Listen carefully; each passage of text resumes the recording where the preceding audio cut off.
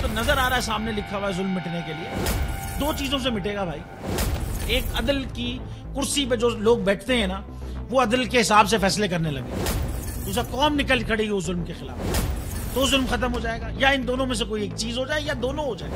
अगर 420 का मुकदमा था, उस वक्त अदलिया में जो लोग बैठे हुए केस देख रहे थे, वो पूछते ना यार चीट हुआ कौन है। जब उनको दिखता कोई चीट नहीं हुआ, केस खत्म कर देते।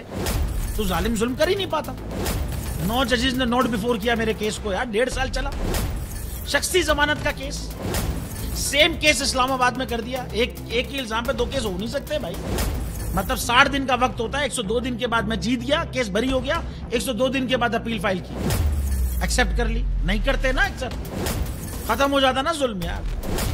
भरी अदालत में मुझे बरी कर दिया, फिर पता नहीं क्या हुआ 2.5 घंटे बाद का नोट बिफोर, मैं नहीं सुनता ये केस। खड़े रहते अपने फैसले पे, मिट जाता जुल्म।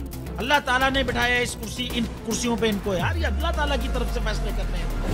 तो या तो ये फैसले आएंगे, जुल्म मिट जाएगा, या कौम खड़ी हो जाएगी जुल्म के खिलाफ।